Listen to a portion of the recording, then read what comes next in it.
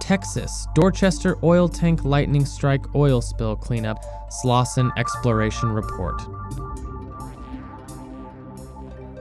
On October 6, 2014, lightning struck an oil tank and 2 tanks caught fire and burned for 4 hours.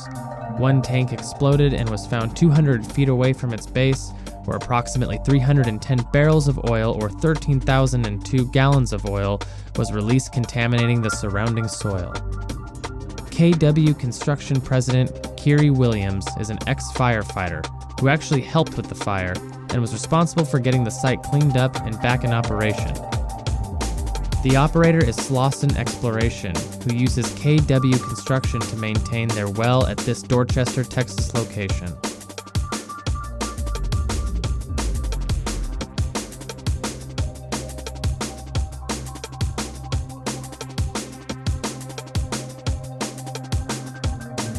KW Construction split the contaminated areas into 2 sections, the upper section and a lower section. The lower section consisted of soil that had been collected and piled up. The soil was spread and tilled to a depth of less than 6 inches on the surrounding compacted soil that was very solid. There was no concern with leachate, since OSC2 causes oil to hydraulically lift the surface of the soil. There was visible oil and a strong oil smell. On October 8, 2014, the soil was spread and soil samples were extracted from the upper and lower areas, taken to Pace Laboratories in Allen, Texas, where the Texas 1005 petroleum hydrocarbon determination tests were performed. The soil in the lower area received a 55-gallon drum of oil spill eater 2, OSE2, which was mixed with 2,000 gallons of fresh water. The OSC2 and water mixture was initially applied by a small nozzle, which was replaced by a large water tank truck for expediency.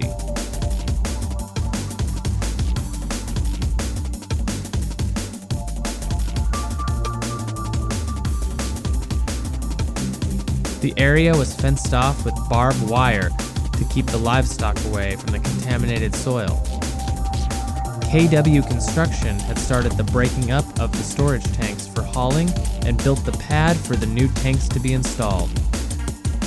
On October 9, 2014, the water truck applied 2,000 gallons of fresh water to ensure the soil was saturated with water to allow motility of the bacteria.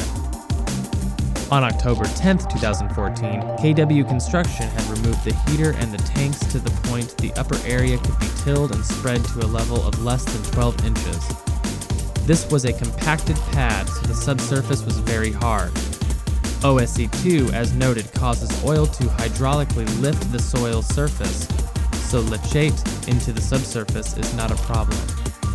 KW Construction added a 55-gallon drum of OSC2 to their 2,000-gallon water truck, which contained approximately 1,900 gallons of fresh water, and applied the entire contents of the water truck to the upper area.